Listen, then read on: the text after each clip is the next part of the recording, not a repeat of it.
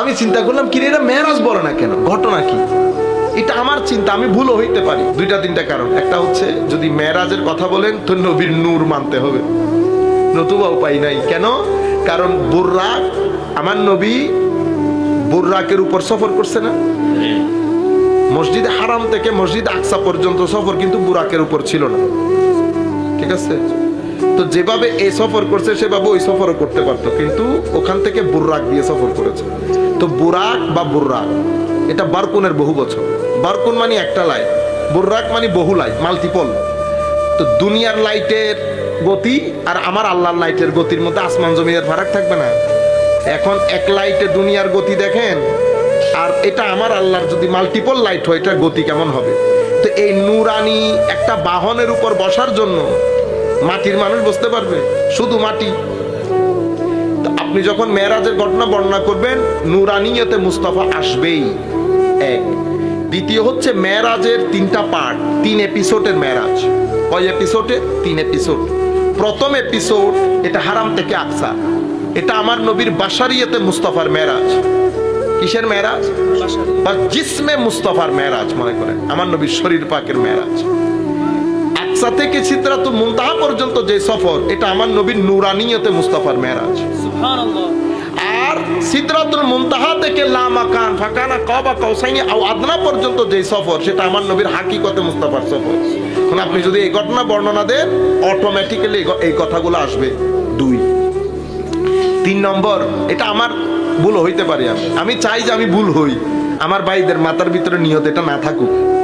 এরপরে তৃতীয় নাম্বার যেটা, আপনি যখন মেরাজের ঘটনার বর্ণনা দিবেন কয়েকটা জিনিস এসে যায়। কি?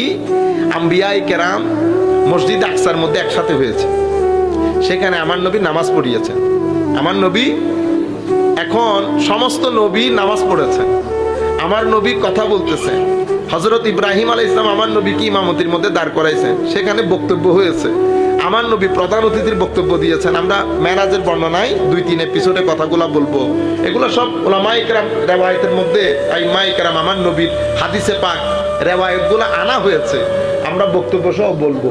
এখন বক্তব্য দিয়েছে, শুধু বক্তব্য দিয়েছে, মসজিদ আকসার মধ্যে সবাই শামিল হয়েছে। এরপরে আসমানের মধ্যে আমার নবীর সাথে নবীদের সাক্ষাৎ হয়েছে।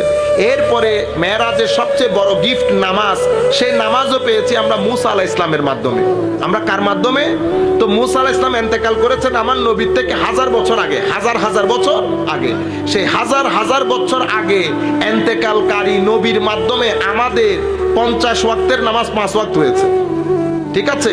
আপনি পুরা মেরাজের যে প্যাকেজ, সেই প্যাকেজের মধ্যে আমার নবীর শানে মাহবুবিয়তের সবচেয়ে বড় উদাহরণ মেরাজ মুস্তাফা সাল্লাল্লাহু আলাইহি ওয়াসাল্লাম।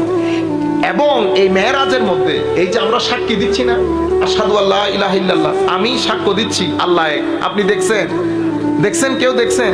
না, না দেখে তো সাক্ষ্য দেওয়া যায় না। তাহলে সাক্ষী কিভাবে দিলেন?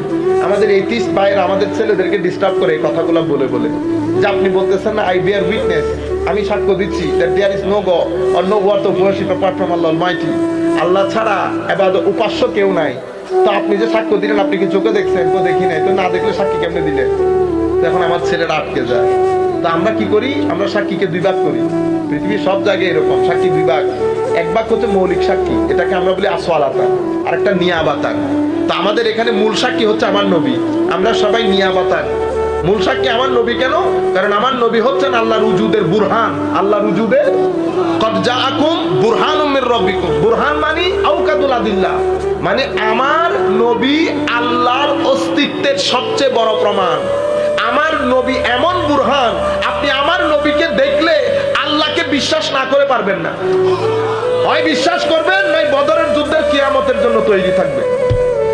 যারা বিশ্বাস করে নাই বদর উহুদের মাধ্যমে কিয়ামত বরপা করেছে আল্লাহ। আচ্ছা, এখন আমার নবীর সাক্ষী যেহেতু মৌলিক সাক্ষী, তো এটা দেখতে হবে না? সেই কারণে রুয়ে জমিনের মধ্যে আমার নবী একমাত্র সত্তা যিনি আল্লাহকে দেখে সাক্ষী দিয়েছে। সুবহানাল্লাহ। সমস্ত আম্বিয়ায়ে কেরামের সাক্ষীও আমার নবীর সাক্ষীর উপর।